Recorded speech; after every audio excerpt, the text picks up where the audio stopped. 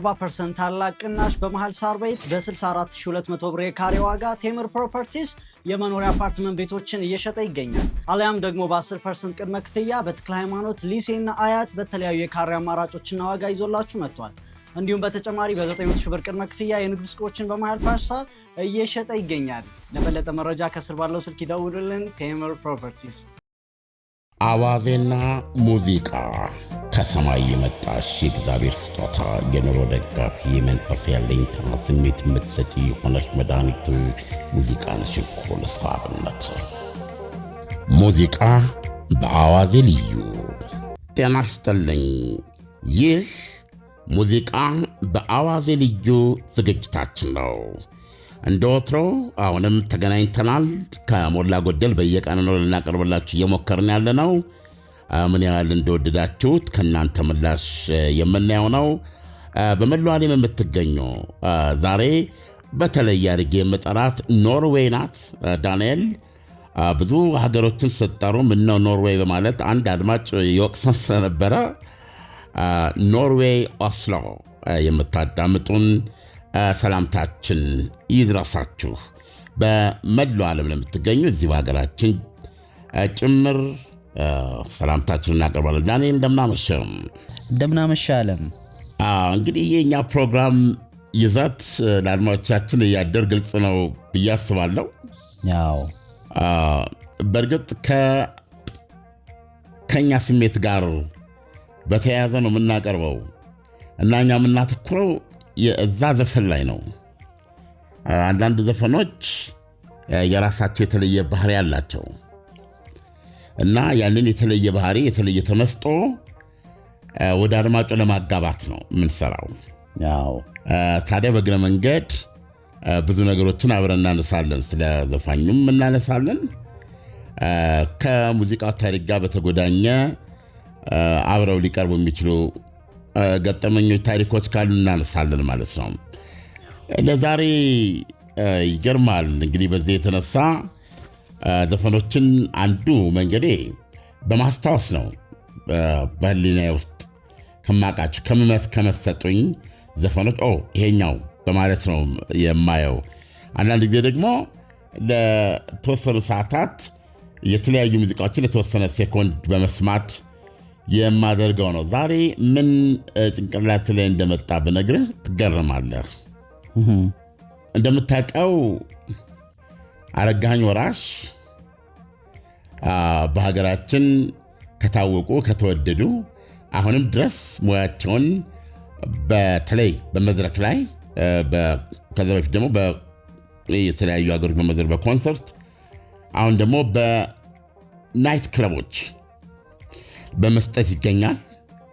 የአልበም ስራዎች ያው እንደምታውቀው በእኛ ሀገር እንደዚህ የሚባለው ፕሪዲክት በሚደረግ መንገድ የሚወጡ አይደሉም አይደል? ያው ከዕለታት አንድ ቀን ይነሳና አልበሜን እየሰራ ነው በቅርብ አወጣለሁ ሲል ነው የምናውቀው። ስለዚህ ከዚህ አንጻር ሌላ መገናኛ የለንም። ያለን መገናኛ በናይት ክለብ ነው። አላስታውስም የትኛው ናይት ክለብ እንደሆነ። አረጋኸኝን 1-2 ጊዜ አይቼዋለሁ እዚህ አዲስ አበባ እና 1-2 ጊዜ ባየሁትም ወቅት ያው ልሰማ የምፈልገውና በጣም በሚገርም ሁኔታ እሱም መድረክ ላይ ይዞት የሚቀርበው ዜማ ያኔማ የሚለው ነው። ዳንኤል ይገርምሃል፣ ይሄ ዘፈን ውስጤን ረብሸኛል። አንደኛ ዜማው በጣም ነው የሚጣፍጠኝ። ሁለተኛ አረጋኸኝ በጣም ጥሩ በሆነ ሁኔታ ነው የሚጫወተው እና ያረጋኸኝ አዘፋፈን ስልት ያረጋኸኝ አጠቃላይ ለዚህ ዘፈን በጣም የተስማማ ነው። እንደ ሌሎች ጣፋጭ ዜማዎቹ የምትወደው ግን ከዛም በላይ የሚገርም ዘፈን ነው ያኔማ። እና ምን አስባለሁ መሰለኝ ዘፈን ሰማ ነው የዚህ ዘፈን ገጣሚ የተለመዱት እነዚህ ዋነኛ የዜማ ቀማሪዎች ሊሆኑ አይችሉም፣ የግጥም ጸሐፊዎች ሊሆኑ አይችሉም እላለሁ። ከዘፈኑ መንፈስ በመነሳት ነው። የለም ይሄ እንደው ይሄን የጻፈው የግጥም ጸሐፊ ላይታወቅም ይችላል። ብቻ እንደው ዝም ብሎ መጥቶ በአጋጣሚ ያረጋኝ ያለበት ቦታ ላይ እንደበክ ሽጉጥ አድርጎ ይሄድ አይነት ሰው ወይም ደግሞ እንዴት ልበለ ለሱ ስጡልኝ ብሎ ይላከ እንዲህ አይነት ነገር ነው የሚመስለው። የግጥሙ ሐሳብ ሌላ ዘፈን ላይ አታገኘው እና ምንድነው ውስጡ ያንሰፈስፋል፣ ያሳዝናል። አየህ እንደምታውቀው ሰው መሆን መቼም ከባድ ነው አይደል ዳኒ? ያው ቀላልም ሊሆን ይችላል። ለአንዳንድ ሰው መሆን ከባድ ነው እና ሁሉ ነገር በአንዴ ተሟልቶ አይገኝም። የሂደት ነው። ሂደት ደግሞ የራሱ አካሄዶች አሉት። ያው እድለኛ ትሆንና እንደ ዶናልድ ትራምፕ ገና ከእናት ማፀን ወጥተህ ለማልቀስ ነው የምትጮህ አይደለም እንዳልክ አፍ ውስጥ በወርቅ ማንኪያ የምትጎርሰው ነገር ይገባልሃል። እንደ ድመት ፀጉር የለሰለሰ ፎጣ ያቅፋል። በቃ ከዓለም ጋር ያለ ግንኙነት ይሄ ነው። ዓለም እልል ብላ ትቀበላለች። ከልጅነት እስከ እውቀት በሀብትና በተድላ ውስጥ እንደዳከርክ መኖርና ማለፍ ብቻ ሳይሆን ያንተ ልጆች እንደዚህ እያለ የሚቀጥል ነው። እንግዲህ ህይወት እንደዛ ናት። ያው ለአንዳንዱ ደግሞ ደረቅ መሬት ላይ ይወልላል እና ወዳፉ ከናቱ ደረቅ ጡት በስተቀር ወዳፉ የሚገባ ነገር የለም። የሚጠቀለልበትም ፎጣ የለም። ብርዱ፣ ቁርቋሮ ሁሉ ነገር ስለ ማህተሙን ያሳርፍበታል። ስለሚጠብቀው ህይወት ይነግረዋል። ያው የጣፈንታ ጉዳይ ነው። አንዳንድ ሰዎችን ተፈጥሮ ከልጅነት እስከ እውቀት እያሰቃየች በተለያዩ የህይወት ፈተናዎች እየጎተተች መቃብር ታስገባለች። ያው ይሄ የአንድ ሰው ታሪክ ሳይሆን የሚሊዮኖች ታሪክ ነው። ያኛውም ነው በተወሰነ መልኩ የብዙዎች ታሪክ ነው። አንዳንዱን ደግሞ ከሆነ ቦታ ላይ ጀምሮ እየተነሳ እየወደቀ አንድ የተደላደለ ነገር ላይ ያርፋል። ሌላው ደግሞ እንዲሁ እያለ መጥቶ የተደላደለ ነገር ላይ ካረፈ በኋላ የያዘው የጨበጠ ሁሉ ድንገት ጠፋል። ተመልሶ ወደ ነበረበት ዜሮ ይመልሳል። ለዚህ ነው አበሻ የማታ እንጀራ ስጠኝ የሚለው። እንዲህ አይነት ነው ህይወት ውስጡ እንትን ነው እና ሁል ጊዜ ዜናም የሆነ አደጋዎች ሲደርሱ መቼም አደጋዎች ታውቃለህ፣ ወይ ሰው በሰው ላይ የሚያደርሰው ነው፣ ወይ ተፈጥሮ በሰው ላይ የሚያደርሰው ነው፣ ያው ወይ ሰው በራሱ ላይ የሚያደርሰው ነው። ሰው እና እነዚህ ነገሮች በተፈጠሩ ቁጥር እንዲህ አይነት ነገሮች በተፈጠሩ ቁጥር አብረው የሚሞቱ ህልሞች አሉ። ለዚህ ነው እያንዳንዱ ሞት የሁሉም ሰው ሞት ነው ብሎ ቅዱስ መጽሐፍ የሚያስቀምጠው። በጣም ነው እና በእውነት ህይወትን ለማዳን የሚደረጉ ነገሮች በሙሉ ይመስጡኛል። እንደገና ደግሞ የተለያዩ የሰው ልጅ የሚሞትባቸውን ነገሮች ለማስወገድ መስራት፣ መታገል አስፈላጊ ነው። ያው ያኔማ ከዚህ ጋር ምን ያገናኘዋል? እኔም ማቀው ለምሳሌ ዘፈን የነጥላውን ገሰሰ አትመልከች ሱፍ አቲ መኪና እኔም ገዛለው እድሌ ሲቃና የኔ ፍቅሬ ስሚኝ እባክሽ ይላሉ።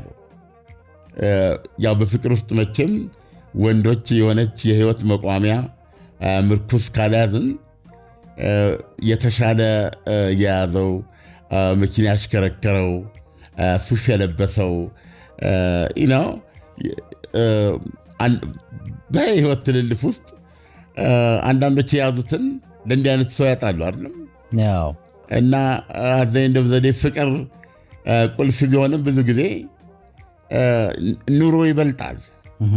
ስለዚህ ኑሮ ያጠፋቸው ኑሮ ገና ቢሊ እያሉ ባሉበት ሰዓት እንደ ሻማ እፍ ብሎ ያጠፋቸው ፍቅሮች ብዙ ናቸው። እና የሰው ልጅ በምኞት በተስፋ የተሞላ ነው። እና አንዳንዴ ይሄ ማራቶን ተስፋ ይሟላልና ተመስገን አምላክ ይላል። ያንዳንዱ ደግሞ ተስፋውን ቢጠብቅ ተስፋው ጋር ሲያደርስ ሁሉ ነገር በተለያየ ምክንያት ሊሆን ይችላል። ፊዚካሊ የሰው ልጅ ያሳዝናል ማለት የሚያስፈልገው ለዚህ ነው። ይሄ ያኔማ የሚለው ምን እንደሆነ ታውቃለህ? እሺ ወደ ኋላው ሄዶ መጀመሪያ የሚመስለኝ ልብ ብዬ እስካዳምጠው ማለት ነው።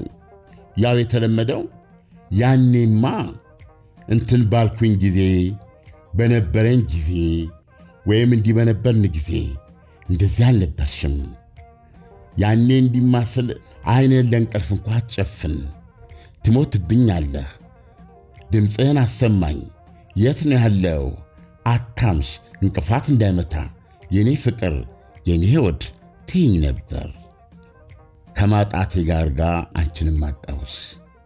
ከቶ ትናንት ለአንድ ሰኮንድ አንተ አንቺ እንዳልተባባልን እንዳልተቃቀፍን ፍቅርን እንዳላጣጣምን ካንተ ሌላ እንዳላሽኝ ረሳሽኝ፣ ደብዛሽን አጠፋሽ፣ በረሃ ላይ ጥለሽኝ ሄድሽ፣ ናቅሽኝ፣ ተውሽኝ እና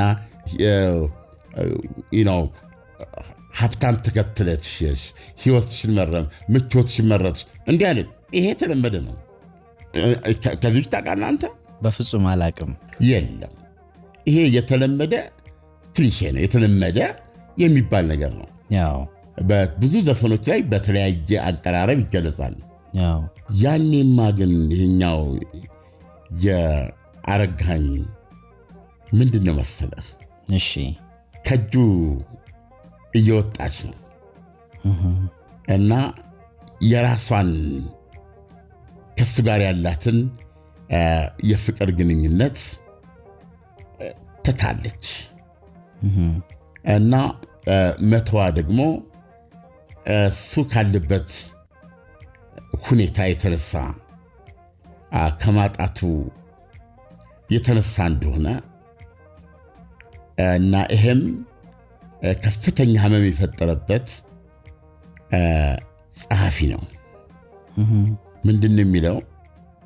አዘንኩኝ በራሴ ሳልወግን ለነፍሴ፣ አብረሽኝ ላትኖሪ ጨክነሽ ልትቀሪ ይላል እና ያኔማ እንደ ሰው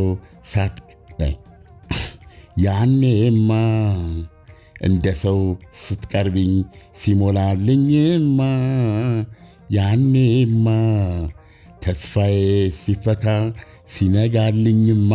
ይታያል። ወደፊት ነው እኮ የሚናገረው። አዘንኩኝ በራሴ ሳልወግን ለነፍሴ አብረሽኝ ላትኖሪ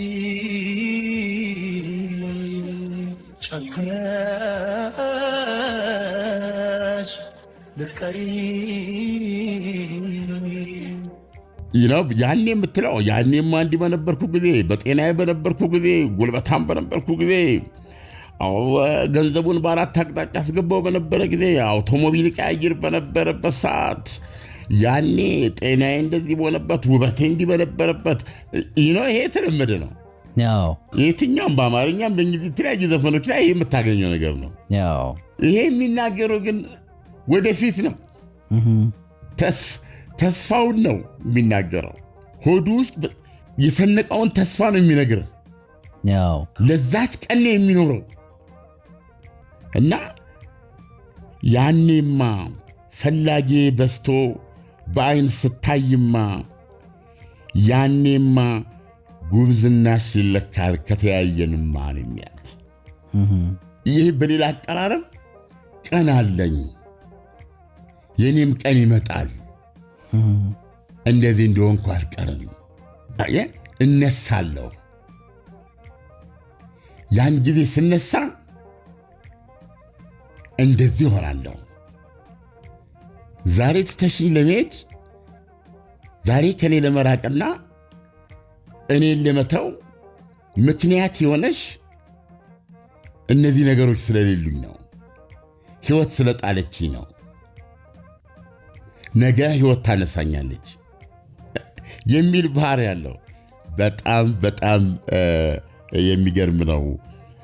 በተለየ ስሜት የምትሰማውና በናይት ክለብ ላይ ኢንጆይ ነው የማደርገው ሲጫወተው አረጋኸኝ በጣም ነው የምታዳምጠው። ቆንጆ አድርጎ ነው የሚጫወተው። ልክ በምንድነው በዚህ በአልበሙ ላይ እንደምትሰማው ነው የሚጫወተው። በእድሜሽ አትቀልጂ ፈልጊ ራስሽን አትጫወችበት መልካም ሴትነት ይላል። ከሱ ተነጥላ የሆነች ያለውን ነገር ሲተች ነው። ከዛ ምን ይላል? እሺ ያኔማ ውበቴ ከሆዴ ሲወጣ ጊዜማ ቀና ስል አይኔን ስገልጥማ ያኔማ እምባዎቼ ደርቀው ፊቴ ሲጠራማ ፈተናሽ ይበዛል ካልተቋቋምሽማ ይላል። ያኔማ እንደ ሰው ስቀየር ስሞላልኝማ ያኔማ ተስፋዬ ሲፈታ ሲነጋልኝማ ፈላጊ በሱ ባይኔ ስታይማ ያኔማ ጉብዝና ሽለካ ከተያየንማ። አሁን እዚህ ላይ ያኔማ ወደፊት ነው የሚያወራ። ውበቴ ከሆዴ ሲወጣ ጊዜማ ቀና ስል አይኔን ስገልጥማ ይላል። አየህ እኔ ይሄ ገጣሚ በጣም ያው ገጣሚዎች ደራሲዎች ናቸው ታውቃለህ። ስለዚህ ለግጥማቸው መነሻ የሚሆናቸው በአብዛኛው ምናባቸው ነው ይመስለኝ። በማሰብ ነው የሚጽፉት ብዬ ነው የማስበው። በዛው መጠን ደግሞ ከሚያውቁት በዙሪያቸው ከሰሙት ካነበቡት በገሃዱ ዓለም ካሉ እውነታዎች ተነስተው ነው የሚጽፉት። እና ይሄ ሰው ዝም ብለህ በዓይነ ሕሊናው ብታየው እኔ የውልም ግጥሙን ራሱ መጥቶ ለአረጋኝ ሰጥቶ ሄደ አይነት ሰው አድርጌ ነው የማስበው። የሆነ ባይንደር ነገር የያዘ እና የሹራብ ኮት የለበሰ ቀጭን እና ፊቱ ምጥጥ ያለ እንደዚህ አይነት ሰው ነው የሚታይ። እና እዚች ፓርት ላይ ያኔ ውበቴ ከሆዴ ሲወጣ ጊዜማ ገባ። ፕሮባብሊ ውበት አለው ግን አይታይም፣ ጠውልጓል። ባፋችን እህል ካልገባ ማን ላይ ይሞላል አይደል? አንዳንዴ ምድር ይባለው እዚህ ላይ የሚልህ ውበት ከሆድ ይወጣል ነው እኮ የሚለው አይደለም እንዴ? ስትበላ ስትወዛ ሲመች ስትስቅ የማያምር የለም። በአንጻሩ ምንም ማስተካከሉ ቆንጅቶ ቢፈጥርህ የኑሮ በትር ከላይ ላይ ያልወረደ ሰው ከሆንክ አይን አትስብም። ሊያይም ብዙ የሚተጋ ሰው የለም በዙሪያ። ህይወት እንደዚህ ናት። ስለዚህ ቀና ስል አይኔን ስገልጥማ ይላል። ያቺ ቀን እስክትመጣ የጠወለገ የከሳ የኮሰሰ አንገቱን እንደ ርኩማ ጎንብሶ የሚሄድ ቀና ብሎ የማያይ ሰው ነው። በዙሪያው ግን ሳቋ ይሰማዋል። በእሷ ህይወት ዙሪያ ያሉት ነገሮች፣ በእሷ ህይወት ዙሪያ የሚሆኑ ነገሮች፣ እሱ ሊያደርጋቸው ያልቻላቸው ነገሮች ወይ የተማረ ይሆናል። ያኔማ ውበቴ ከሆዴ የወጣ ጊዜማ ያኔማ ቀናስር ካንገቴ አይኔን ስገልጥማ ያኔማ እምባዎች ደርቀው ፊቴ ሲጠራማ ያኔማ ፈተናሽ ይበዛል ካልተቋቋምሽማ እና ምን ይላል? ልክ እንደ ፀጉርሽ ልብሽም ጠቆረ፣ ያ ሁሉ ጽናትሽ አብሮሽ ተቀበረ ይላል። እና እንግዲህ የተወሰነ መንገድ መጥተው ነበር እና ፍቅርን አላጡም ነበረ፣ ፍቅር አልነሳቸውም ነበረ። ነገር ግን ፈተና ነበረባት እሷ ማለት ነው። ያ ብትወደውም ህይወት የምንለው ነገር አለ ያው እና ያንን ነገር እሷ በምትፈልገው መንገድ ሊሰጣት የሚችልበት ደረጃ አይደለም እና ፍቅራቸው አብሮ መቸገርን መስዋዕትነትን መቀበል የነበረበት። ይሄን ለማድረግ ሞክረዋል። በዚህ ሂደት ውስጥ ነበሩ። ነገር ግን በዙሪያዋ ህይወት እንሰጥሻለን የሚሉ አፍቃሪዎች ተጽዕኖ ማሳረፋቸው አይቀርም እና ለዛ ተሸነፈች። ለምቾት ለተድላ ተሸነፈች። ፍቅሯን ጠላቸው። ወይም ደግሞ ለፍቅር ስትል የምትፈልገውን የምትመኘውን ህይወቷን በፍቅር መስዋዕትነት ውስጥ ማባከን አልፈለገችም። ይሄ ነው እንግዲህ ፍቅር አለ፣ ነገር ግን ኑሮ የላቸው። ስለዚህ ይሄ ደግሞ የቁስ ዓለም ነው።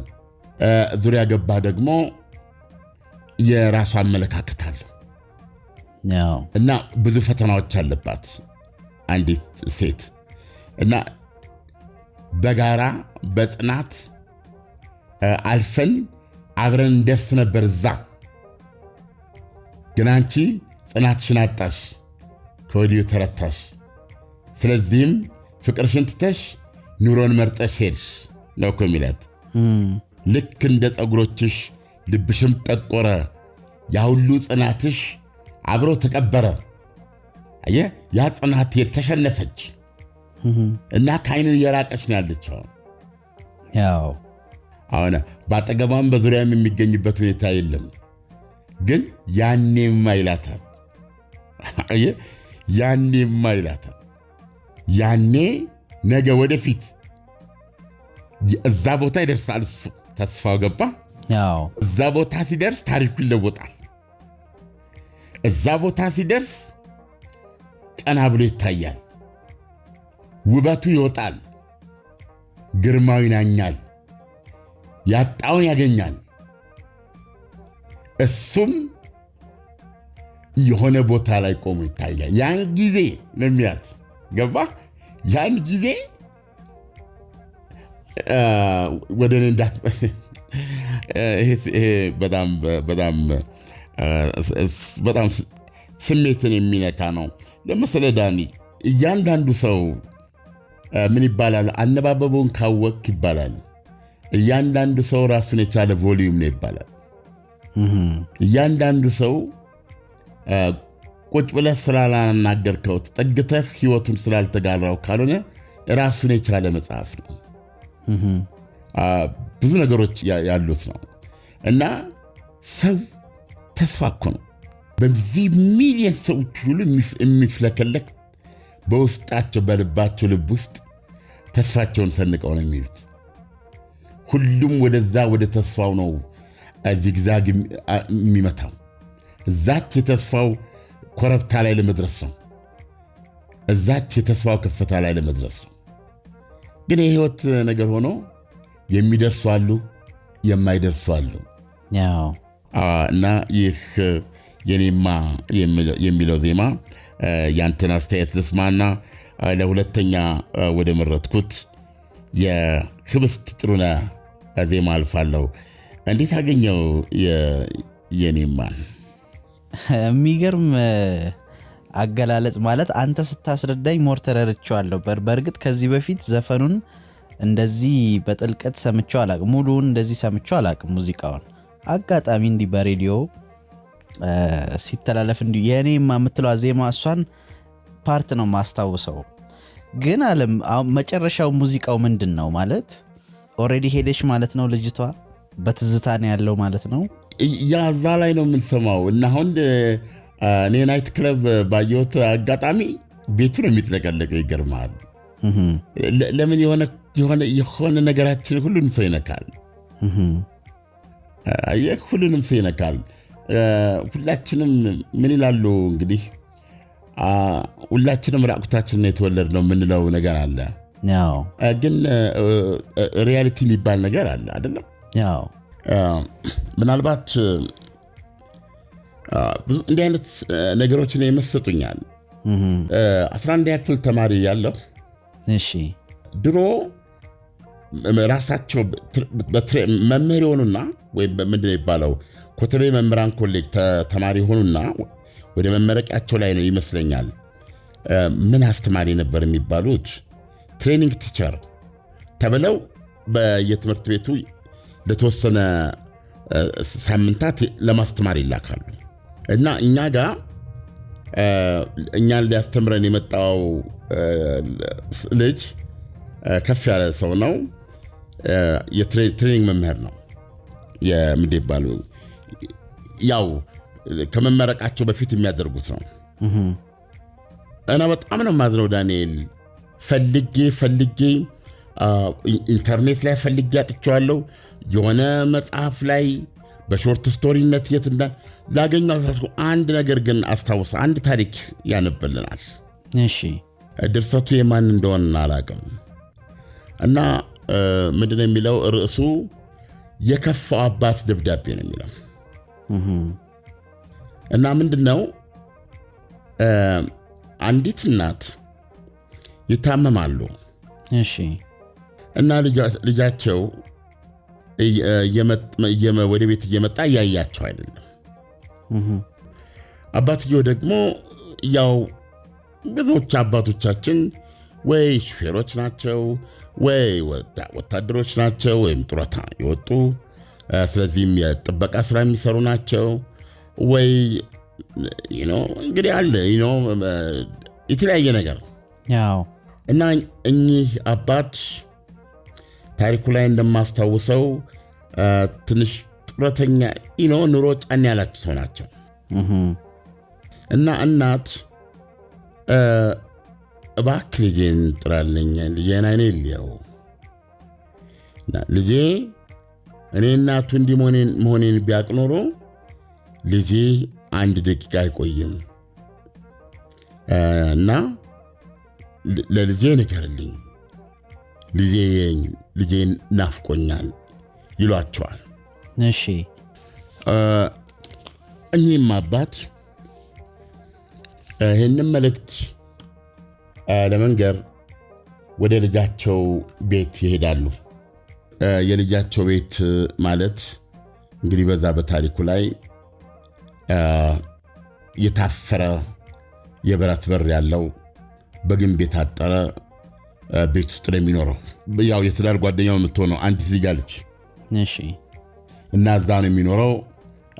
ቤቱ ዘበኛ አለው። እና እኛ አባት እዛ ድረስ ይሄዱና ፊት ለፊት እሱን ላለማሳፈር ብቻ በአይኑ ጨረፍ አድርጎ እንዲያያቸው ድል ለመስጠት በሚያስችላቸው ቦታ ይሆኑና 1 2 3 አጋጣሚዎች ላይ ለብዙ ሰዓታት በመቆም ማለት ነው ለመታየት ሞክረዋል። እና በእነዚህ አጋጣሚዎች ሁሉ እንዳላያቸው ሆኖ ነው የነዳ የገባው። መጨረሻ ላይ ጉዳዩን ለጥበቃው ይነግራሉ። ብዙ አላስታውሰውም። አይ ቲንክ ሳንቲም ነገር እንዲሰጣቸው ያደርጋል መሰለኝ። እሺ እና በተለያየ አጋጣሚ እንደሚታይ ሆነው ራሳቸውን ቢከስቱም ልጃቸውን ላለማሳፈር መቼም አንዳንድ ጊዜ እኮ የገዛ ልጅም ሊያሳፍር ይችላል የተረገመ ከሆነ። ስለዚህ ቢሞክሩም አልተሳካም። ወደ ቤት በሚመጡበት ጊዜ የባለቤታቸው ወቀሳ ይጠብቃቸዋል። ግድ የለም ልጄን እንዳልኩ ሞታለሁ፣ እግዚአብሔር የለህ፣ በመሬት ቢቀር በሰማይ ይፋረድሃለሁ። ልጄን ምን አለ ይላሉ። አይ ኧረ አልሆነልኝም፣ ዛሬ ስሄዳለሁ ብዬሽ ነበር አይደል? በኋላ እኮ እንትና ሆኖ አብሮ ሰራ የነበረው እንደዚህ ገጠመውና እንደዚህ ሆኖ እኮ እንደዚህ ቀረን እያሉ ይዋሻሉ አባት። አዎ ደብዳቤ ነገር ጽፈው ይመስለኛል ለጥበቃው ሰጥተው እንዲቀበሉሉ አድርገዋል። እናቱ በጽኑ መታመማቸውና የእሱን አይን ለማየት እንደናፍቆ የሚገልጹሉ። ምላሽ ግን የለም እና ሁሌ ግን አባት እየመጡ ይዋሻሉ። እዛ እሳቸው ሚስታቸው እንደሚሏቸው እዛ ቦታ እንዳልሄዱ፣ ልጃቸውን እንዳላገኙት፣ እንደገና ደግሞ ሄደው እንደነበር እሱ በተለያየ ምክንያት ብቻ እናት በልጃቸው ላይ ቂም እንዳይዙ፣ ልጃቸው እንዳፈረባቸው፣ ልጃቸው ስለሳቸው ወደኋላ ሊያስታውስ በማይችልበት የተድላ ሕይወት ውስጥ እና ሊጠብቀውና ሊንከባከበው የሚገባ የሕይወት ደረጃ እንዳለ በመግለጽ የእናትነት አንጀታቸው መበጠስ አይፈልጉም አባትየው። ስለዚህ ይዋሻሉ፣ በራሳቸው ምክንያት ያደርጋሉ፣ የእናትየዋን እርግማን ይቀበላሉ።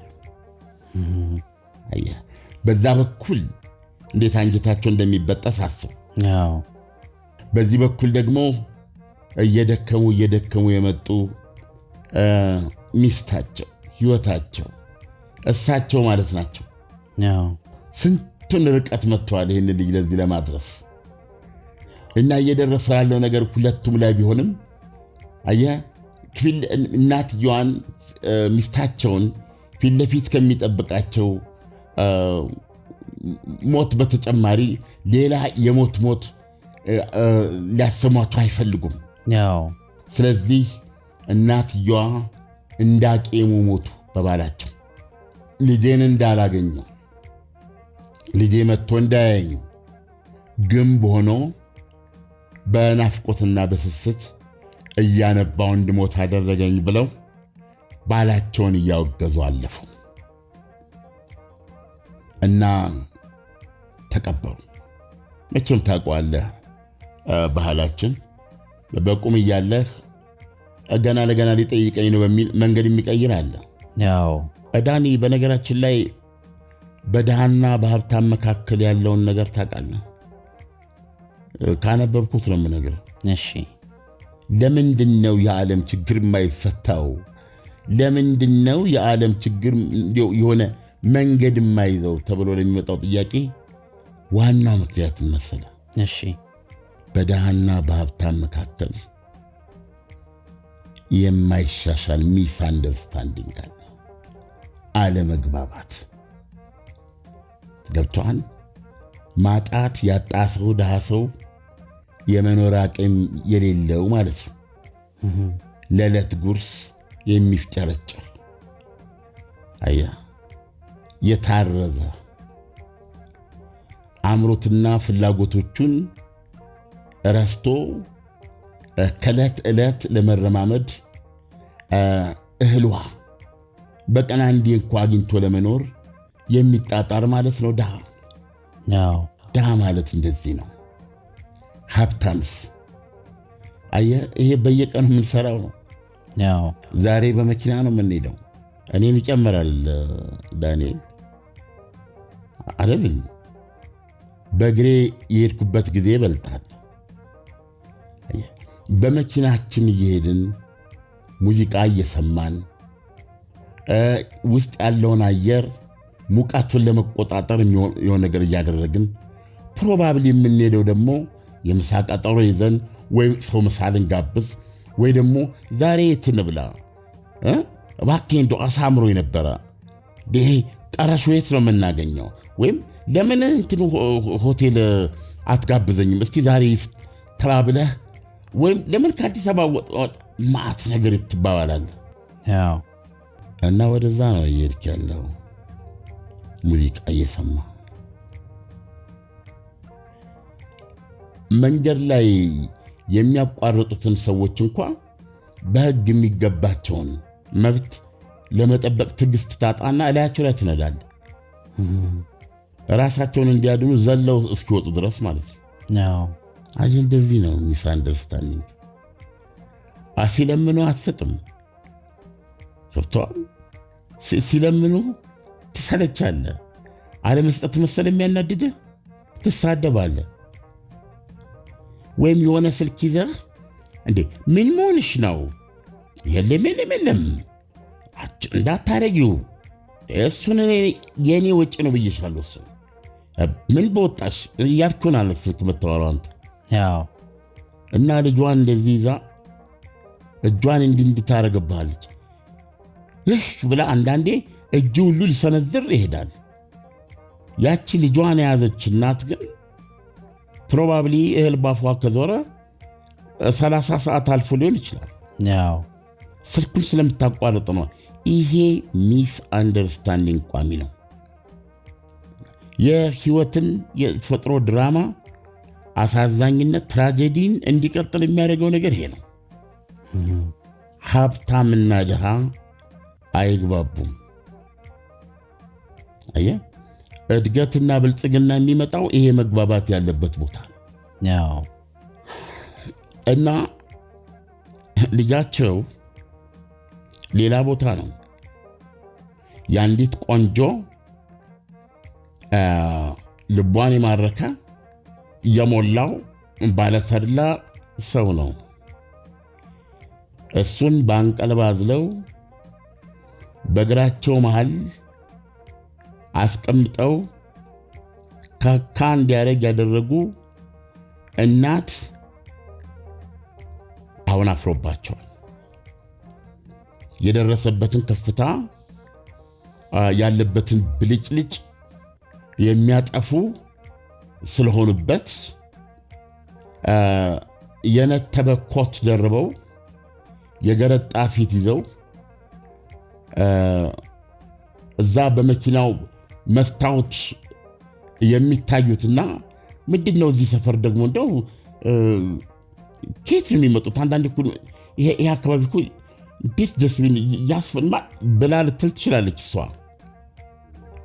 ስለ አባቱ ይሆናል የምታወራው እና አይቶ እንዳላያቸው አልፎ እየሄደ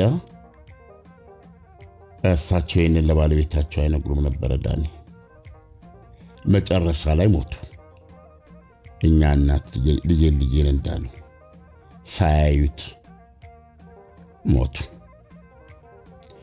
ቀብራቸው ተፈጸመ። ዳንኤል መቼም ስለ ቀብሩ ልነግር አልችልም፣ ታውቀዋለህ። እንትና አዳራሹ ቤቴ ችምችማው ወከሴ እኔስ የሚገርመኝ እያደርኩ ማነሴ።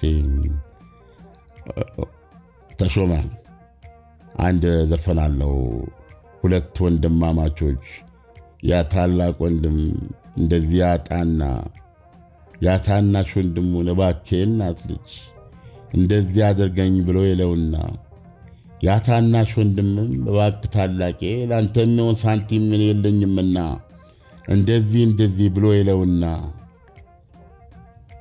እንደዚህ በረሃ ወርዶ እንደዚህ ሊሰራ በሄደበት ሀገር ሙትት ብሎ ቀረ የሚል ዘፈን ነበረው። እና ሞቱ ከተሰማ በኋላ ያ ታናሽ ወንድሙ ይላል ስጋጃውን አውጡ ይለቀስለት፣ ትጥቁንም አውጡልኝ ይለቀስለት፣ ሱፉንም አውጡልኝ ይለቀስለት፣ እና ያልታረደ ነገር የለም ያልተቀቀለ ነገር የለም። በቃ እንደዛ ነው የሆነው። አየህ ምን ይላል ሲደመድም እዛ አስፈላጊ ተሾመ ደምሴ እሺ፣ መጀመሪያ ነበር መረዳዳት እንደዚህ የሚል ነገር አለ። ይሄ የሚቀጥል አየህ በጓደኞች መካከል አብረው ተነስተው ጉዞ ጀምረው ልክ አንበሶች ሲሄዱ ከመካከላቸው የቆሰለው ራሱን ማዳን አለበት ዳንኤል እሱ ለቆሰለው እሱ ለደከመው አንበሶች ይገሉታል ቁስሉን ለማዳን ከነሱ ፊት ዞር ካላለ ይገሉታል በሰዎች መካከልም ሲወድቅ ከማንሳት አየህ አብረው ጉዞ የጀመሩ ጉዞ ላይ የተንገታገተውን ለጣፈንታተው ነው የሚያልፉት ገንዘብና ዘመድ አንድ ላይ ወድቀው ገንዘብን አነሱ ዘመድን ትተው ይባላል ይሄ ነው መጨረሻ ላይ እናት ተቀበሩ እሺ ልጁም ቀብሩ ላይ መጣ ሁሉን ወጪ የሸፈነው እሱ ነው ሁሉም ገበና ተሸፍኗል የሚያምር የሬሳ ሳጥን ተገዝቷል የሱ ጓደኞች የመስሪያ ቤት ባልደረቦች መኳንንቶች ከመካከል ብዙዎቹ ካቦርት የደረቡ ናቸው ለቅሶ ላይ ተገኝቷል መኪናቸውን አቆመው ይሄ ሁሉ አለፈ እሺ ካለፈ በኋላ ልጅ ፊት ለፊታቸው መቆም ከብዶት ለአባቱ ሽማግሌዎች ይልካል አባ ሁለታችንም ተጎድተናል ያለፈው አልፏል ፍቀድልኝና የእናቴን ሐውልት አሰራ ዘንድ ይሁን ብሎ ሽማግሌዎች ይናገራሉ እሺ አባትየው ምላሹን በደብዳቤ እንደሚሰጡ ገልጸው ምላሹን ይጽፋሉ ጊዜ ወስደው 3 ሳምንት 4 ሳምንት ወስደው እና አጭር ነው መልእክቱ እና ያ የትሬኒንግ ቲሸራችን ሲያነብ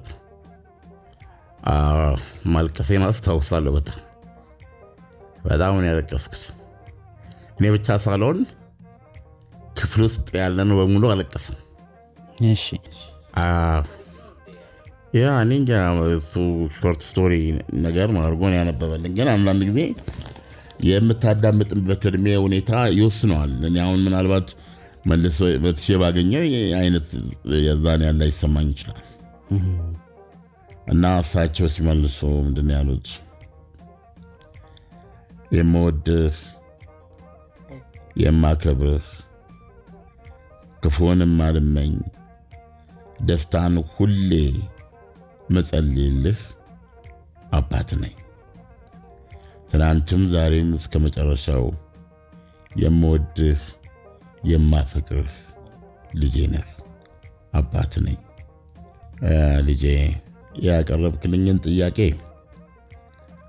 ሰምቼዋለሁ ግን እንደው የእናትህን ታሪክ ታውቃለህ አንድ ነገር ተባበረኝ ምን መሰለህ I can't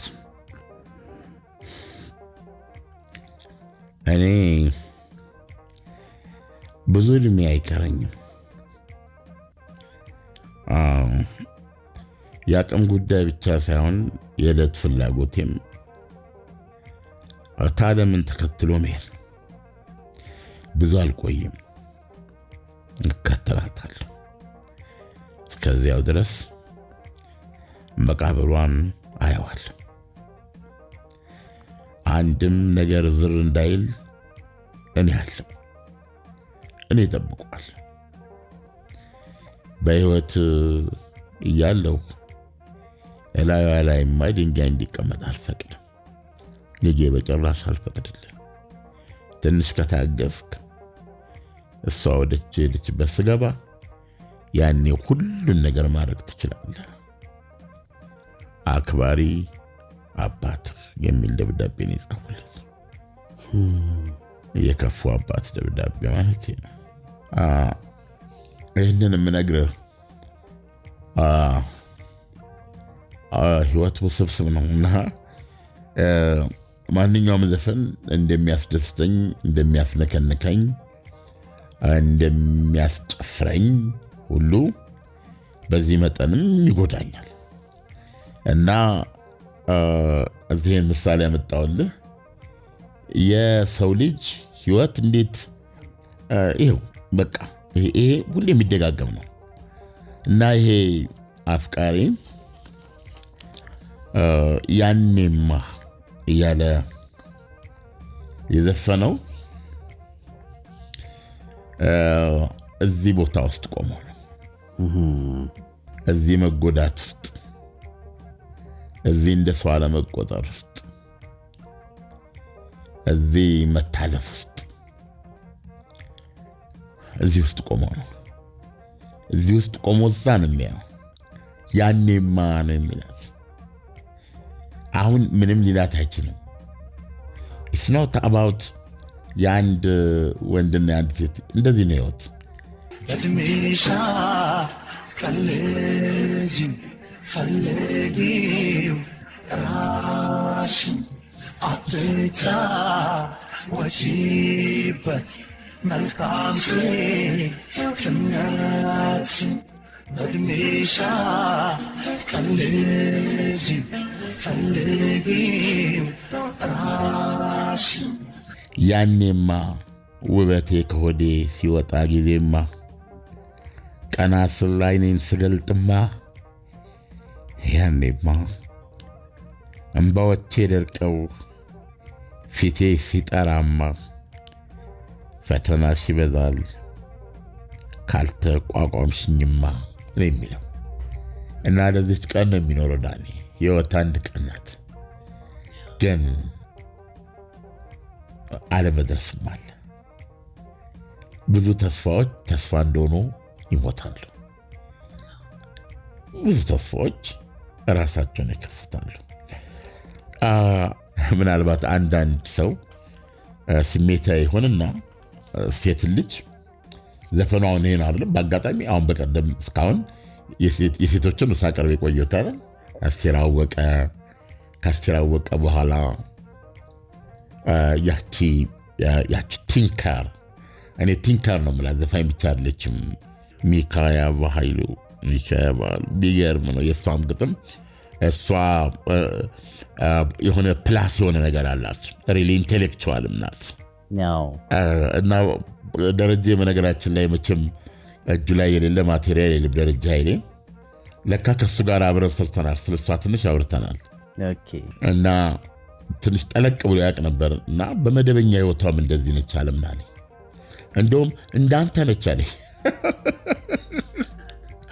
እንደ ነጣላ ነች አለኝ እና ነጣላ ነች ነበረች አለ። በእንትን ግንኙነቷ እንዴት ነው ይሄ አለ አይደለ የኪነት ሰዎች ሳቅ የሚበዛቸው በግሩፕ ቀለል ያለ ህይወት ያላቸው ደስተኞች ናቸው አለ። የኪነት ሰዎች እንደዛ ናቸው። እሷ ትንሽ ትጨምታለች።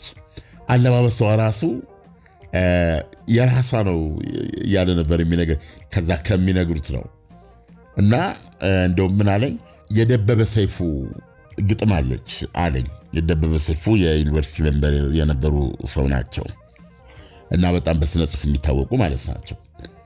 ምን ሆነ ሞተ ቢሏችሁ ከዘመን ተጣልቶ ከዘመን ተኳርፎ የምለው እንደዚህ ብሎኝ ነበር።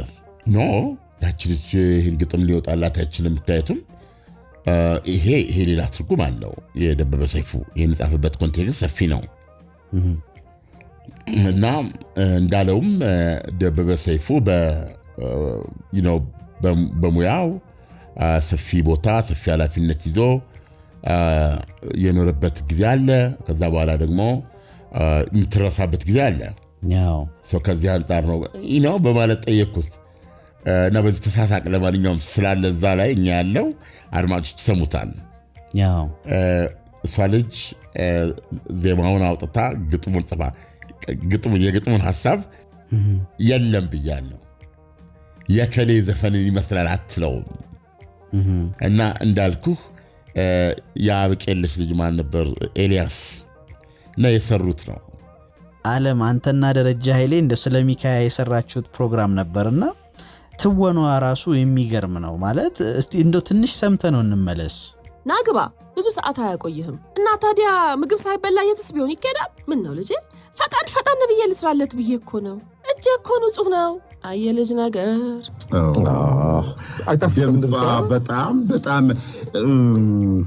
እንደ ፈከ የጋዜጠኛነትና ዘፈኑ እኩል እንደው ማጎራርስ ሆኖ ነው እንጂ እኛም ጋር እንሻማት የሚገባ ልጅ ነበረች የሚገባል ለምሳሌ ልቤ ደሃ የሚለው መናቀረ ስንቱ የሚል አንድ ዘፈን አለ ይገርማል የራሷ ግጥም ነው ወደሱ ከመግባታችን በፊት ግን ሌላ ነገር ማለት ፈልጋለሁ ይህች ልጅ አንዳንድ ሰዎችን ሳነጋግር በስነ ጥበቡ ዓለም ውስጥ አርቲስቲክ ቫልዩና ፖፑላር ቫልዩ የሚባላል ህዝባዊ እሴትና ስነ ጥበባዊ እሴት የሚባላል ስነ ጥበባዊ እሴቷ ነው የበዛው የሚሉ ሰዎች አሉ አንዳንድ ጊዜ ህዝብ እኮ የህዝብ ፍቅር የሚመጣው ከዚህ ከምሰጠው ስነ ጥበባዊ ቫልዩ ነው አንዳንድ ጊዜ አንድ የሚሆንበት ጊዜ አለ ስነ ጥበባዊ ነገር ሁለቱንም ደግሞ የሚታደሉት አሉ ከህዝቡም ታገኛለህ አንዳንድ ጊዜ ኦኬ በባለሙያዎች ብቻ ጥበቡን በሚያውቁት ሰዎች ብቻ ትሞካሽና ሰዎች ጆሮ ጋር ብዙ ግን ህዝባዊ ናት እሷ መቶ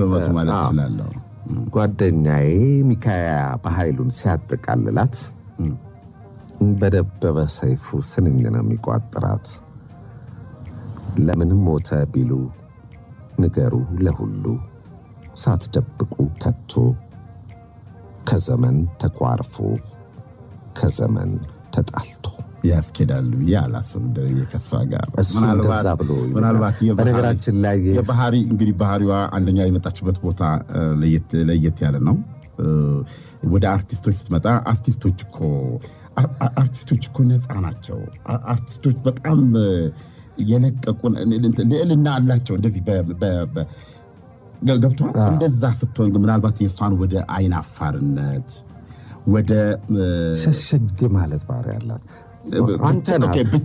አንተ ናት ታዲያ ይሄ ግጥም ለኔ እኮ አይሆንም እኔ ከዘመን ተጣልቼ እያንዳንዷን ሰኮንድ አጣጥሞ የሚኖር ሰው ነኝ ስለዚህ ነው ይሄ ግጥም አይሆናትም ለሷ ግን በሆነ መንገድ በጓደኛዬ እስማማለሁ ሌሎች ነገሮች ዝም ብሎ ያጫውቱ ነገሮች ነበር እስማማለሁ በነገራችን በሷ ስራዎች ላይ አሁን በመናስደምጣቸው ቆረጥረጥ አድርገን በተከታታይና አንድ ላይ የለጣጠፍኳቸውን መለጣጠፍ ወዳለው እነሱን ሰማቸው አዘኔና በረታ አንዱን ነገር ልቤ ደሃ የሚል ዘፈን አላት ልቤ ደሃ ፍቅር ለማኝ አገኘሁ ብሎ ቀላውጦ አሳማኝ ልቤ ደሃ ነው ፍቅር ለማኝ አገኘሁ ብሎ ቀላውጦ አሳማኝ ወይ ከንቱ መናቀረ ስንቱ ወይ ስንቱ መናቀረ ከንቱ ደመናውን ሳምኩት ነፋሱን አቀፍኩት ወይ ስንቱ መናቀረ ከንቱ ስለ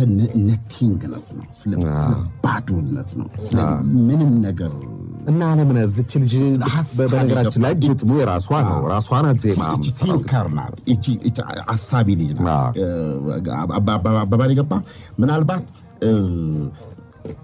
በጣም ጠለቅ ያለች ልጅ ናት በጣም አዘፋፈኗማውን ያሳዝናል ከመሞቷ በኋላ መስማታችን እንጂ አንድ ሌላ አይነት በጣም ድንቅ ስራ ነበረ ድረስ ለማስብ ለማልምህ ለማግኘት ልቤ ተዘመተ ፍለጋ ከወጣ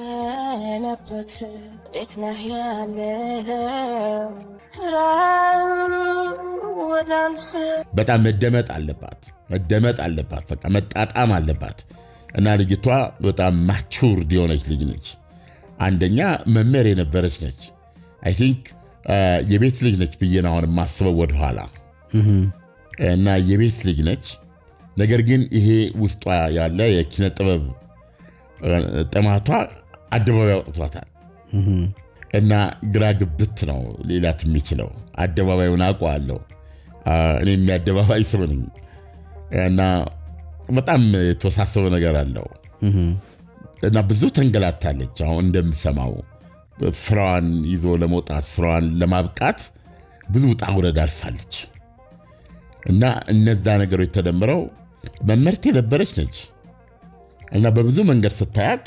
የተለመደች አይደለችም። አየህ የዘፋኞቻችንን ታሪክ ስንመለከት ከየት ወዴት የሚለውን ስናይ ብዙ አትመሳሰልም እሷ እና ሙዚቃውም ራሱ ሌላ አይነት ህይወት ነው የሚያስተዋውቀን። ለዚህ ነው ሰበብ የሚለው ዘፈኗ ላንተ ስል እናቴንም ተውኩኝ አባቴንም ተውኩኝ የሚል ነገር አላት። ያ ምንድነው ለማስብህ የሚለው እንደ የቱ ነው የሚጣል ዘፈን? እንዴት ነው የምትዘፍነው?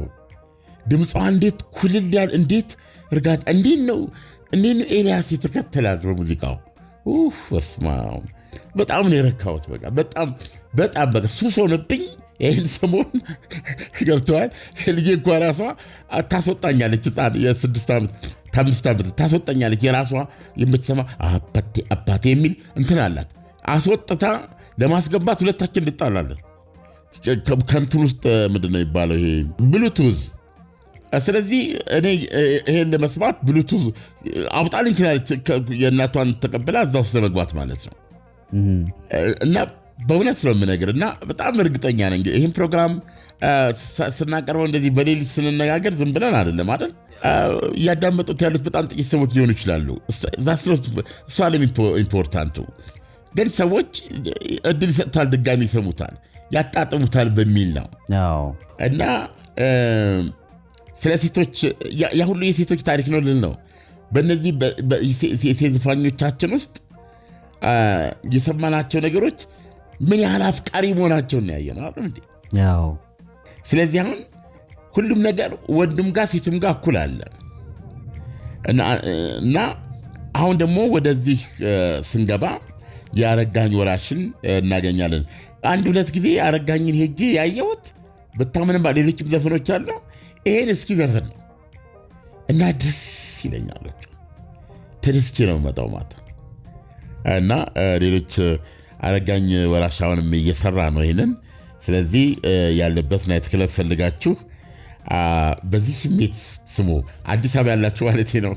ሌሎች ደግሞ አድማጮቻችን በምትገኙበት ሀገር ዛሬ ምንድነው ዩቲዩብ ገብተን ጠቅጠቅ አድርገን ማየት ማዳመጥ ይቻላልና በዚህ መንገድ ስሙት ለማለት ነው። እንግዲህ አንተ የምትጨምረው ነገር ከሌለ ወደ ሁለተኛው ዜማ እንለፍ።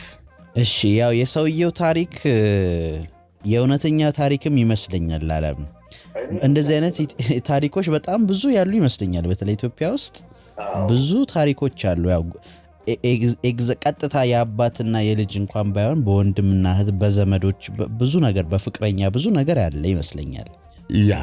ያ ዳኒ አለ። ይሄ ግጥም በተለይ የኔማ የሚለው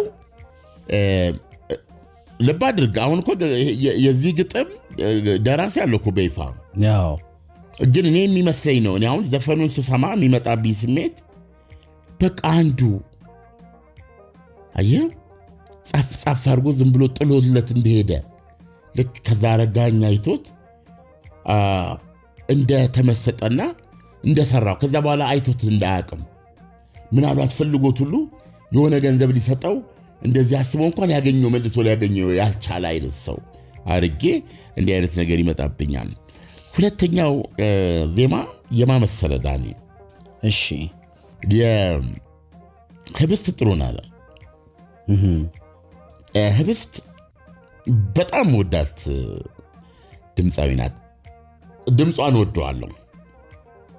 ላይክ በተልባ የተመታ አንድ አጋጥሞ ይሆን ተልባ በማለት በጣም ይሄ እንትን ምንድን ይባለው በጉሮሮ ውስጥ ሲያልፍ አረስርሶ ልስልስ ብሎ የሚያልፍ ነገር ማለት ነው። በጣም ማቹርድ የሆነ ድምፅ ነው ያላት። ገብቷል። ዛሬ እናንተ ስትመለከቷት ትልቅ ሰው ናለች። አግብታ ትዳር አርጋ የልጆች እናት ነች አይደለም እንዴ? ለእኔ ደግሞ ህብስት ሁሌ ማያት ያን የመጀመሪያ አልበሟን ያወጣች ጊዜ ነው። ያን ያወጣች ጊዜ ማስታወቂያን የሚሰራላት በጣም ከአሊታንጎ ጋር በዛን ሰሞን ልዩ ቁርኝት ነበረ። ዮሐንስ አድማስ ይባላል። ካናዳ ሀገር ነው ያለው። ምነው ካናዳ የሙጥኝ አልክ? እንደ ወትሮናና ትንሽ ደግሞ የተወሰኑ ሳምንታትን ቆይና ተመለስ እያልኩ እየጨቀጨኩት ነው ያለሁት። ደብዛውን አጠፋ እና እሱ ነበረ ማስታወቂያ የሚሰራው እና እሱ ደግሞ ማን ለያየንን እና እምቡጧ በሚል ነው ማስታወቂያ ሲሰራ አስታውሳለሁ። ያኔ ቀጭን ትንሽ ልጅ ራሷ ጸጉሯ የተላጨ ምንድነው ገና ያቀመቀመ እንደዚህ ነበረች።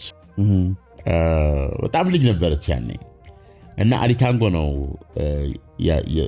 ያሳተመችው ሙዚቃዋን ይሰራላት እና አየለማሞ ብዙ ዜማ ወይም ዜማዎች ሳያወጣላት አይቀርም። በዛ ነው ማቃት። ስለ እናት ዘፈነችውን ዘፈን ታስታውሳለህ? ብዙ ሰው ስለ እናት ዘፈነችውን ያቅላታል። እንዲህ አይነት ነገሮች አሏት። በኋላ ላይ በሙያዋም በእድሜዋም እየጨመረች ስትሄድ ድምጿ አንዳንድ ጊዜ ከሐመልማል ጋር ይምታታብኛል። መጀመሪያ ላይ ከሐመልማል ጋር ይመሳሰልብኛል እና የሐመልማል ይሁንና ማቹርድ ይሆንብኛል። እንዴት አድርጌ እንደመገልጸው አላውቅም። ድምጿን በጣም ነው የምወደው። ባጭሩ የህብስት ጥሩነህ እና ህብስት ጥሩነህ ያው ዘፈኖቿ በጣም ተወዳጅ ናቸው። ይቅርታ የሚባለው አልበሟ ላይ አራስ ጥሉኝ መሰለኝ ርዕሱ። አራስ ጥሉኝ የከላፎቱ ጸናብኝ ሳስብ ወይ አራስ ጥሉኝ የከላፎቱ ጸናብኝ ሳስብ ደጁ ላይ ከበሩኝ ይራመድ በላዬ ቆይ አይደለም ሆይ ርቆ ከገላዬ ቆይ አይደለም ሆይ ርቆ ከገላዬ አጥንቴ የማይውቃው ዘፋርኩኝ ከበሩ እያየ መራመድ አያውቅበት እያየ መራመድ አያውቅበት እና እሱን ዜማ በጣም ወደዋለሁ። ሌሎች በነገራችን ላይ ወደዋለሁ ስል ብዙም ወደው ዘፈን አላት ከውስጥ ግን እንደዚህ የተወሰኑት ፒክ እያደረግን የምናየው። በሌላ ጊዜ ደግሞ በሌላ እንደገና ወደ ህብስት እንመልሳለን ማለት ነው። እና የዛ ዜማ የግጥም ጸሐፊ ተመስገን አፈወርቅ ነው። ተመስገን አፈወርቅ የማውቀው በጣም ታዋቂ ልጅ ነበረ። እሱና ሰይፉ ፋንታሁን ሆሊውድ የሚል ጋዜጣ ነበራቸው ልበል፣ እንደዛ ነበራቸው። ቴሌቪዥን ላይም ይሰሩ ነበረ። መጀመሪያ ላይ 120 ብቻዋት ይበርቃ። አሁን አሜሪካን ሀገር ነው የሚኖረው። ተመስገን አፈወርቅ ይባላል። ግጥሙን የጻፈው እሱ ነው እና ልዩ ትኩረት እንድሰጥ ያደረገኝ ሌላው ምክንያት የዜማ ደራሲው አክሊሉ ስዩም ነው። አክሊሉ ስዩም ደግሞ የእናቴ ፌቨራይት ሲንገር ነበር። ጠይማሳ መሳይ የውብ ዳር ነነነ ጣና ነንደነነ ጣና ዳር ነው ቤቷ። ጠይማሳ መሳይ የውብ ዳር ቤቷ ወንዶች እንዳመስኩ ጣና ዳር ነው ቤቷ። የጣና ዳር ጎርጎራ ደንቢያ የሚል ነገር አለውና የእናቴ የምትወደው ዘፈን ነው እና በዚህ የተነሳ እኔም ወደዋለሁ። እና የግጥሙ ምንድነው የዜማው ደራሲ እሱ ነው። ባይ ዘ ዌይ አክሊሉን እስራኤል ሀገር ያው መላለሳለሁ ታውቃለህ። እና አንድ ጊዜ እስራኤል ሀገር ሻምበል ዘፋኙ ሻምበል በላይነህ ያው እና የሱ የአክሊሉ ልጅ ራሱ ሆነን ሌሎችም አሉ ይመስለኛል። አንድ ጓደኛ ነበረኝ እስራኤል ሀገር ኢንጂነር ነው። ከሱ ጋር ሆነን አገኘናቸው። ቤርሽባን የተገናኘ ነው ከነሱ ጋር። ነገር ግን የአክሊሉን መካነ መቃብር ተባብለን ሄድን። እሺ ያ መካነ መቃብር ቦታው የሆነ ሰው ሊረዳኝ ይችላል። ምናልባት ራሱ ሻምበል ከሰማ ይጽፍልኛል፣ ወይም አንዱ እስራኤል ሀገር ያለ በዚህ በፕሮግራማችን ላይ ይጠቁመናል። እና ስንገባ መካነ መቃብሩ ብዙ ሐውልቶች አሉት።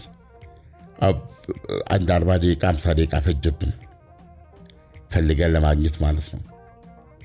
እና መጨረሻ ላይ አገኘ ነው። አክሊሉ ስዩም የተቀበረበት ቦታ ይገርማል። እነ ሻምበል አለቀሱ።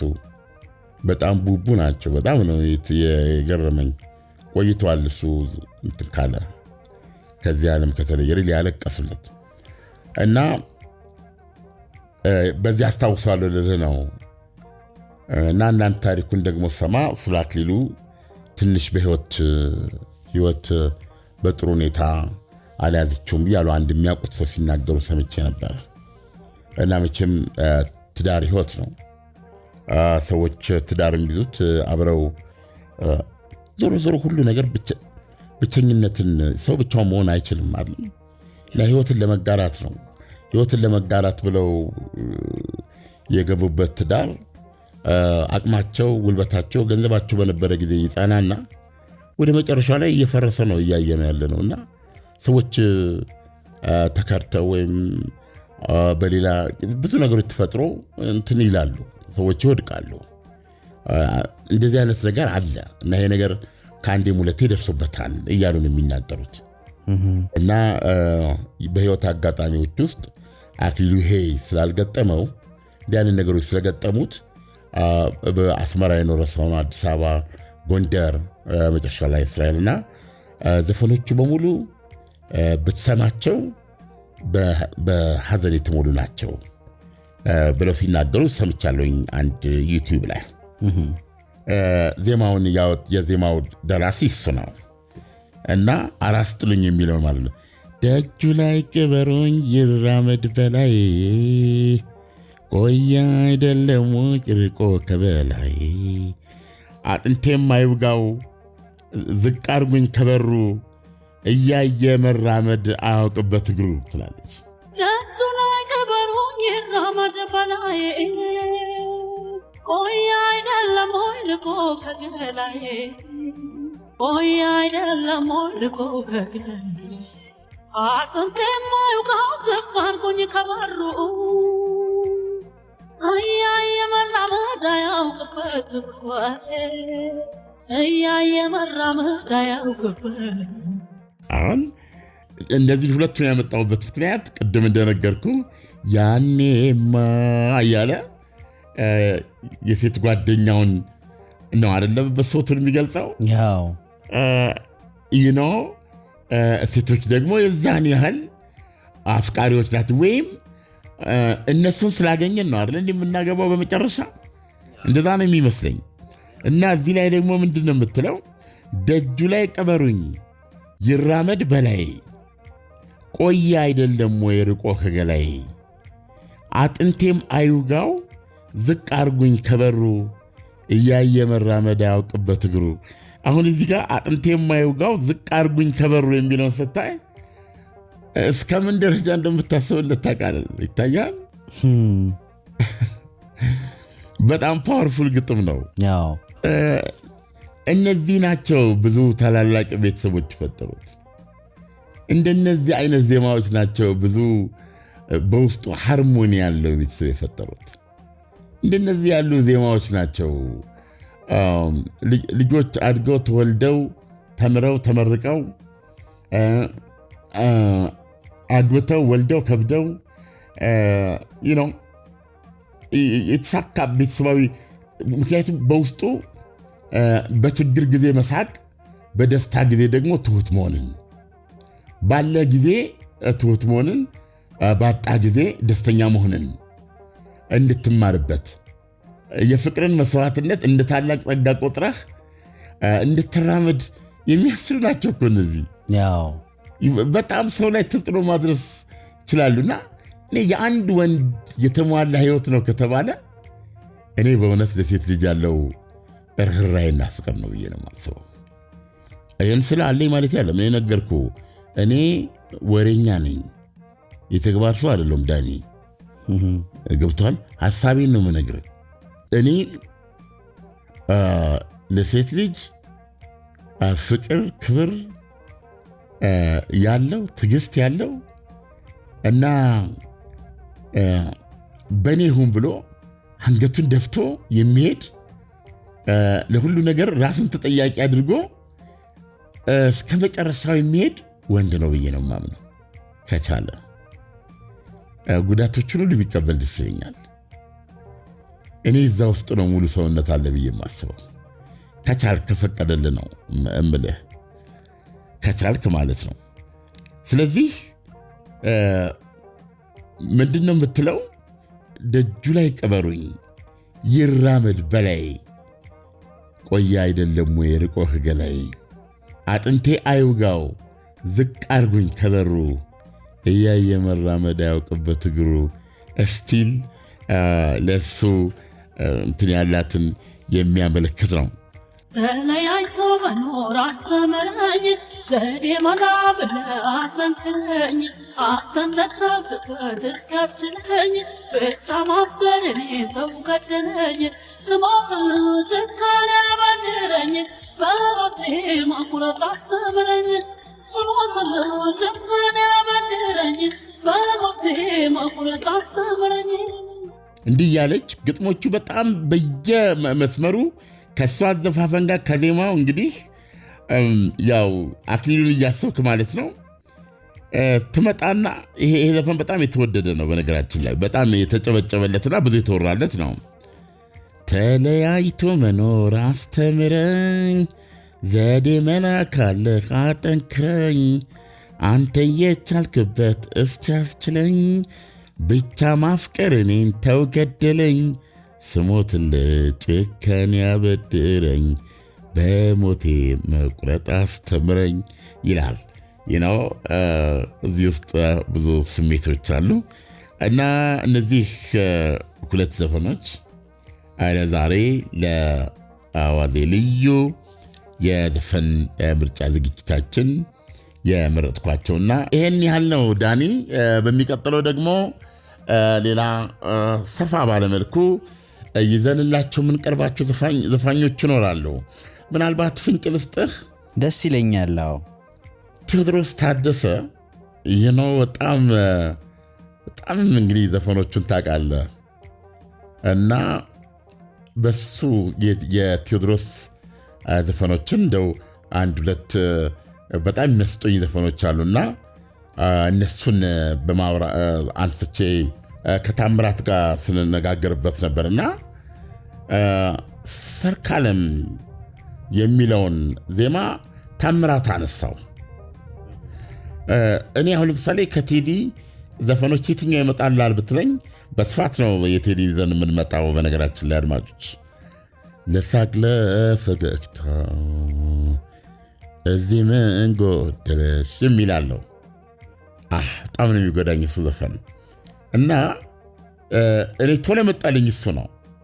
የቴዲ ብዙ ዘፈኖች አሉት ግን ታምራት ሰርካለም የሚል ይመስለኛል አለ። ምን አለ እሱ ዘፈን ልዩ ታሪክ አለው አለኝ። ምን ታሪክ አልኩት። በኋላ ላይ የፕሮግራሙ ይዘን በምንቀርብ ጊዜ በዝርዝር እናወራለን። የታወቁ ሁለት ገጣሚዎች ናዝሬት አንድ ቦታ ይገባሉ ምሳ በልተው ደስ የሚላቸውን ነገር ለማድረግ ማለት ነው። እና በመግባት ላይ ያሉ አንድ ግቢ ነገር ነው የሚገቡት። አንድ የኔ ብጤ አይነት ነገር ባካችሁ እንደዚህ ይላቸዋል። ከዛ የአርቲስት ደግ ነው ይሰጡታል ማለት ነው። ይሰጡታል። በነገራችን ላይ የሚሰጡ ሰዎች ደስ ይሉኛል እና ሰጡት። አንደኛው ደራሲ ግጥም ሲያየው ሰውየው ፀጉሩ ላወጣ ነው፣ ፂሙ በቃ እንትን ያለ ነው። እንዴት ነው የለበሰው ትንሽ ደባደቦ ነገር ነው። በተረፈ ስታየው ጎልማሳ ነገር ነው እና እንዲህ ብለህ ስትመለከተው የሆነ ነገር ጠየቀው። ምን ሆነ ነው አለው። አለው ለምን እንዲህ ራስን ጣልክ? ዋይ ለምን ትለመ ምንድነው ታሪክ አለው። ይገርማል። ምን አለ መሰለ ዳኒ፣ እሺ መምህር ነበርኩ አለ። ቦታውንም ነገራቸው የት እንደነበረ እና ቤት ነበረው፣ ትዳር ነበረው፣ ደስተኛ ሰው ነበር። አንድ ቀን ባለቤቱ ጥላች አልተጣሉም። በቃ ጥላች። ምናልባት ልጆችም አሏቸው። አስቦ ያ ልጅ ገጣሚ ነው። ተመልከት። የታወቀ ዜማ የግጥም ደራሲ ነው። በነገራችን ላይ ስሙን በፕሮግራሙ ቀን እናገራለሁ። እና ሁክድ ሆነ። በታሪኩ ተመሰጠ። ከዛስ አለው እሷን ፍለጋ ወጣው አለው። ወደ ልጆች አልተመለስኩም፣ ወደ ህይወቴ አልተመለስኩም፣ ወደ ስራ አልተመለስኩም። ይሄው አለው 20 ዓመት ገደማ አልፏል። ይህ ሰው ታሪክ አየው። እሷን ፍለጋ ወጣ። እንደዚህ ባለፈው አንድ ፕሮግራም ስናቀርብ 2 ልጆቿን ባሏ ጋር ጥላ ለውጭ ሀገር ጉብኝት ለስራ ሄዳ በዛው ስለጠፋች ሴት ታሪክ ተነጋግረናል። ከዛ በኋላ ከ20 ዓመት በኋላ በሌላ ሀገር ሌላ ህይወት ውስጥ ሆና ለልጆቿ ኬር የምታደርግ ልጆቿን በትምህርት ቤት ያስመረቀች ሆና አግኝቷታል። ስትሬንጅ ነው። በሰው ታሪክ ውስጥ ብዙ አስገራሚ ነገር አለ። በዛ 20 ዓመቶች የተወደቁ ብላ ልጆቹን ግን አልጠየቀችም፣ ዞር ብላ አላየችም። እሱ አሳድጓቸዋል። ይህን ታሪክ አንስተን ነበር። የዚችኛዋ ደግሞ የሄደችበት ምክንያት አንዳንዴ ብር ብለው ይሄዳሉ፣ ወይም ኑሮ አልቻላቸው ሲል ወይም በሌላ ፍቅር ይዘው ማዕት ምክንያት አለ። የሚያውቀው ግን ሰውየው ሚስቱ ሄደች። ሚስቱን ፍለጋ ወጣ። ወደ ቤቱ አልተመለሰም፣ ወደ ልጆቹ አልተመለሰም፣ ወደ ትምህርቱ አልተመለሰም። አሁን ባገኘበት የሚያድር ያገኘውን በልቶ የሚኖር የዕለት ሞቱን የሚጠብቅ እንደዛ ከሰው ተራ የወጣ ሰው ነው። ይህን ታሪክ ታምራት ያውቃል። በትክክል እንደዛ የተናገሩት ነው። እና ሶስም ይለኝ በእኛ ግምት ይህን ማበላሸት ስለሌለብን ደራሲውን ማግኘት አለብን ብለናል። ታምራትና እኔ ታሪኩን በደንብ ለማቅረብ አሁን እኔ እንዳቀርበው ሪል ታሪኩ ምን እንደሆነ ማለት ነው እና የትኛው ዘፈንም እንደሆነ ግን እንደው ስንጠረጠር ሰርካለ አላቅም እንደዚህ የሚለው ይመስለኛል።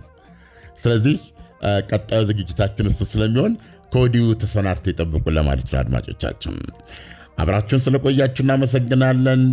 በመላው ዓለም የምትገኙ አዋዜ ልዩን ላይክ፣ ሼር፣ ሰብስክራይብ አድርጉ። ደስ ካላችሁ ደግሞ በሱፐር ታንክስ ልታበረታቱን ትችላላችሁ። ዳንኤል እንደምትሰሙት ከኔ ጋር ይህንን ሁሉ ስንጨዋወት ቆይቶ እኔ ቢያንስ ወደ እንቅልፌ ስሄድ እሱ ሌሊቱን ኤዲት ሲያደርግ አድሮ ነው ለእናንተ የሚለቅላችሁ። ሼር አድርጉት፣ ሌሎችም እንዲመለከቱ ጋብዙ። አበረታቱን። በያላችሁበት ሰላም። አዋዜና ሙዚቃ ከሰማይ የመጣሽ የእግዚአብሔር ስጦታ፣ የኑሮ ደጋፊ፣ የመንፈስ ያለኝታ፣ ስሜት የምትሰጪ የሆነች መድኃኒት ሙዚቃ ነሽ እኮ ለሰው አብነት።